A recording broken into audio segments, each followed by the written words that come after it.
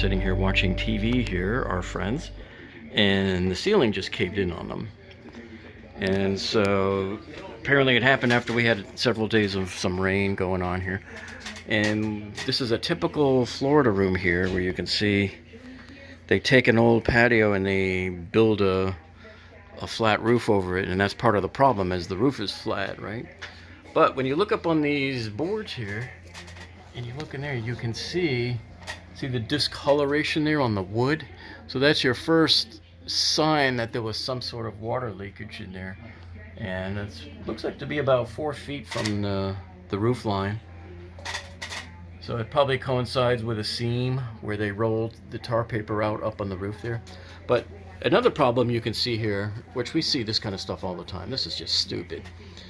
So this right here is R7. So if you look right over here, you can see it says on there R7. So this insulation is insufficient, especially to be anywhere near a roof. And anybody that knows even the slightest bit about construction knows that on a roof here, the minimum they'll ever allow is R19. And what's really insulting here is, see, this R7 is barely even 1.5 inches thick, right? But yet these are 2x6s, maybe a little thicker. These look like some kind of a hybrid version. But anyway, you got about 6 inches of space up there. Why not use R19? You could have easily put R19 up there. They probably just did it because it was cheaper, or they're dumb, or a combination of the two. But you can tell this was not done to code because the city, this was done without a permit. The city would have stopped them easily. Like I mentioned before, they would have stopped them from any further working. So let me show you over here. This is the main culprit right here. So see how the wood there, that red wood, it got wet, it rotted out, and it finally broke through.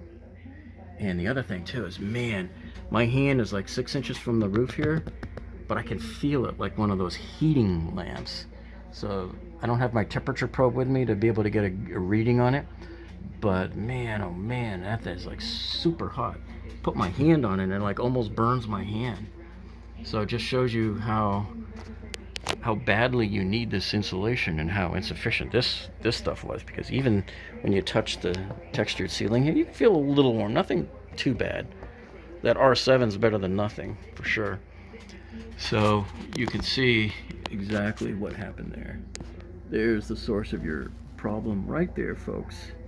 So a lot of times these things are actually manifesting themselves for, who knows, months or even years before you actually see it show its ugly head in the form of the drywall falling through, because it does take wood some time to rot and fall apart like this. So they did have different roofers come out to give quotes, and they see here's another section there. So you can see they had leaks in more than one place here. So they got to tear down that flat roof and put up a new gabled one. Do it to permit. Make sure when you do stuff like this, you want to have it permitted, because the city's inspectors are your last source of preventing you from total disaster, because they will keep a dishonest contractor honest. They will protect you from this kind of thing ever happening again. This should never have happened. If they had even put even the slightest gable on this roof overhead here and not made it flat, the water would have just simply run off and most likely would not have gotten in here in between. Inside here, let's go and take a look on the outside. Let's see if we can see what's wrong with the roof.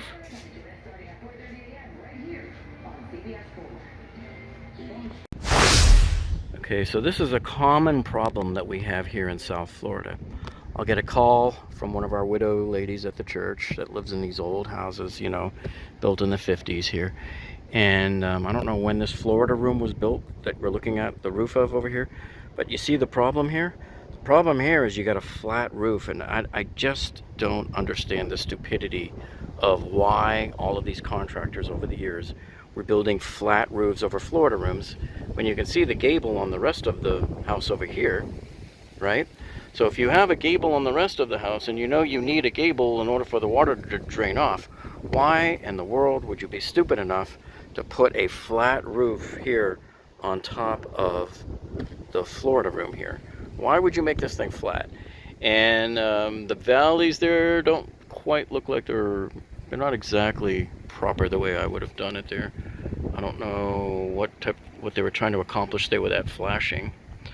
And then on top of that, it looks like somebody made some kind of a repair here in the past. So you can see that right there. Okay. So this right here, and then if you look here, so this was probably the tar or whatever adhesive they used to get all these layers of tar paper down here.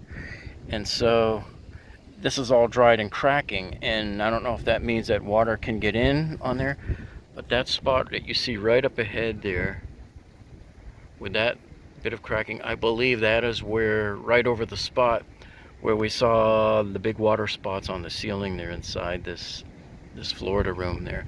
So I believe that is our culprit location where the water got through. And then on top of that, the Florida room I thought was a little warm in there again, because I think the R value that they used on that insulation was too low. I mean, R7, are you kidding me? Especially when you have those 6-inch rafters in there. Why in the world wouldn't you put R19 in there? This is why I don't think this was permitted. I'm going to go check when I get back home there. I'm going to go check there and see if they ever permitted this, and I'm willing to bet they did not. It looks like they did a reasonably decent effort of putting down the tar paper here, but I think it's they seem to think it was done 17 years ago, but something in there, it's not holding somewhere. So our problem is right in that area over there somewhere. All right, so we came back the next morning to begin work, and guess what happened, folks? That's right, it rained overnight. And this here is why flat roofs suck. This is why anybody that does a flat roof is an idiot, because they're just doing a disservice to their customer. So if you're going to do a flat roof, at least put somewhat of a slight grade on it, a slight downward slope that allows the water to come off. Even if you don't want to do a big gable like this, okay, at least put a downward slope. And you can see how, like, this is all rippled up, so now it's actually damming the water back. So even if the water wanted to come off, it's not going to come off. You have to wait for it to evaporate off. So then you have it sitting here right up to the edge, and it just drips all day like this. And then check out this brilliant patchwork here, done by an obvious Einstein. So as we look across here at some of the other roofs, you can see a lot of people here have flat roofs here. It's just it's just the way they were all built in this neighborhood here. But anyway, what we have here is I measured down in the room below how far away from the edge of the roof that really damaged wood was on the sheathing on the ceiling there on the roof. And it looks like it comes to about somewhere around where the tape measure is right there. I'm probably off by a couple of inches, but I think that's somewhere around the point where the water was getting in. And if it wasn't getting in on a seam, it was probably the seam right there, and most likely where all of that part was cracked there, where the excess of the adhesive that they originally put this tar paper down with, they rolled this down with, you can see how a lot of it is excess that oozes out. Let me show you right here. And it dries and cracks over time, and as it cracks, water can get into those cracks there. It just allows openings into the roof. And here's another mysterious patch job there. Then as we look up the valley here of the joining between the two roofs, one mistake that I can see here that they made was, you see how they got the left-hand side here overlapping over the right? I think that was a bad idea. I think the right side should have overlapped over the left. And I'll tell you why. Because when the afternoon thunderstorms that we get every summer, when they come in from the west, and they blow this way. So now they can blow up and underneath there. So somebody should have had the forethought here to plan this a little better.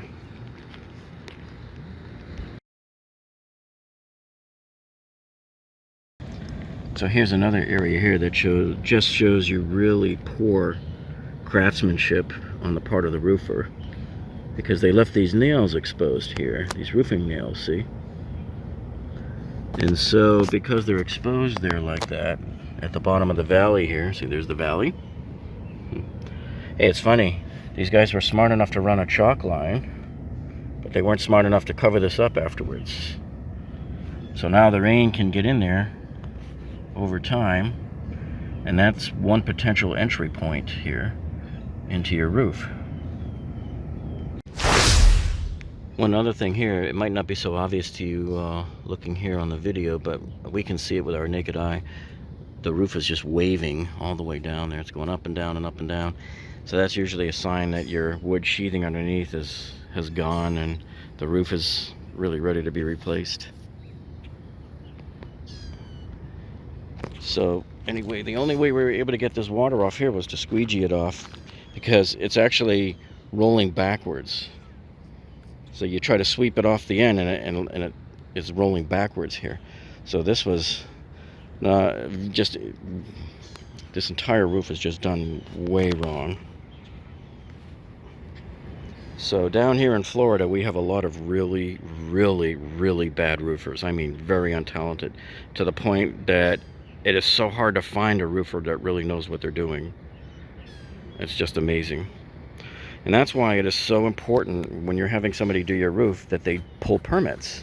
I don't care how long it takes. I don't care how much cost it adds to it. There's a reason why you pull permits, because the city people know how your roof should be built. And if your roofer's doing something wrong, the city will stop them.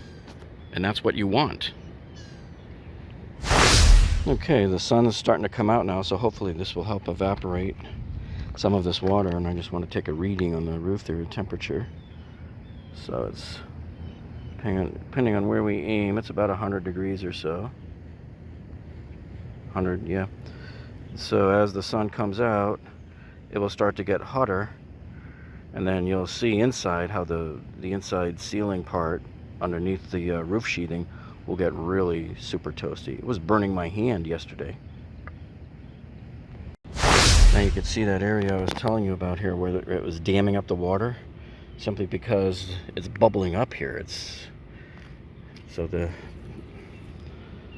material here on the roof is just not doing its job right, plus the fact that the roof is actually slightly slanting back, just enough to barely, it doesn't allow the water to run off the edge here. So there's another house across the street with roof problems, and that looks like a pretty recent roof too. So you can bet the roofer probably screwed something up on that job. So everybody here with these flat roofs here, they're all leaking, right? And the next door neighbor's roof has water collecting on it as well. The poor saps have no idea they've got water just sitting up there. That's the worst thing in the world for a flat roof, is to have water just sitting up there. So now we are using these sheets of styrofoam insulation here. They only offer about an R3 at best, but we're just putting it up there just to fill in that area up there and protect them from the radiation heat coming off of this roof when the sun comes out. So this is just temporary until the roofers come and replace the roof, and then we'll have the whole inside fixed here. We'll have R19 or better insulation put up in there. This is just temporary. And you can see we've got them held in place with just a drywall screw. Got them tightly stitched together. Okay, so now we have all of the styrofoam insulation in place now. And you can see where the seams were. I just put a bunch of silicone in there just to seal in the cracks. So this should all minimize how much hot air can come out of there. You might still have some coming in around the edges there. We can probably stick some foam rubber up in there too as well. But for the main part, it's going to just keep this area separated off from those hot the wood planks that are up there on the roof. Okay.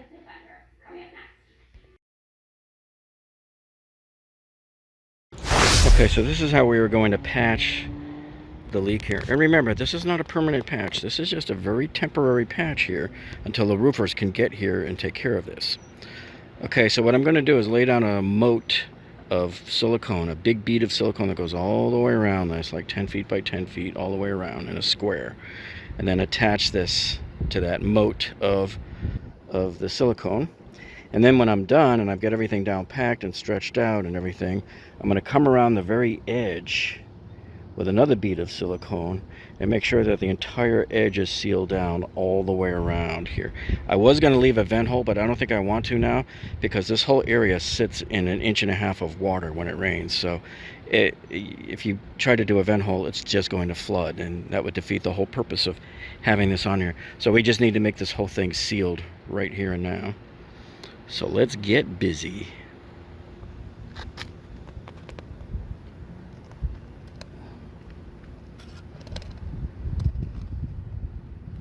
Get a little more there.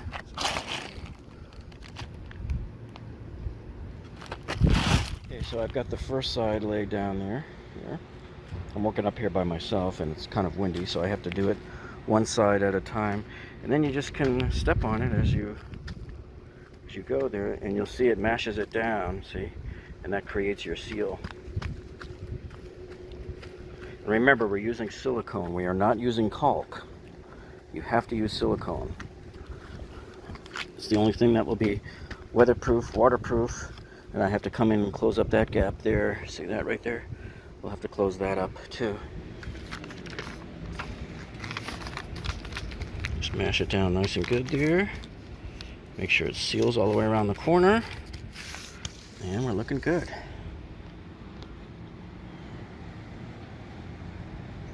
Okay, so now I put some more silicone over here, and we'll mash this side down now. And you can see the other two sides that I already completed there.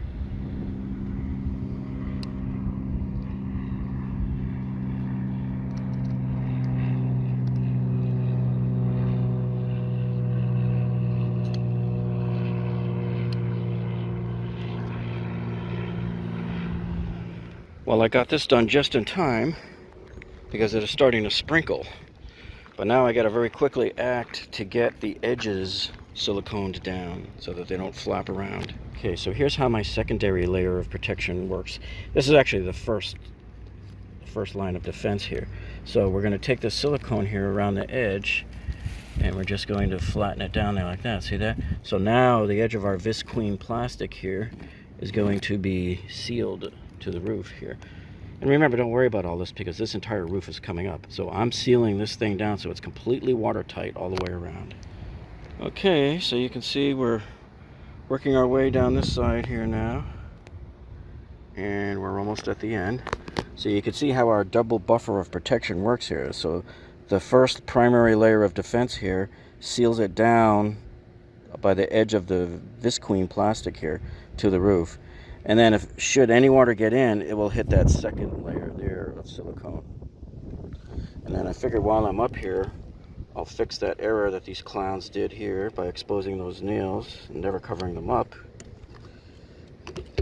We'll cover in this whole area here. Alright, so here is the finished process here. So let's take a closer look at what we have here. So we have an inner ring and an outer ring of protection here of silicone.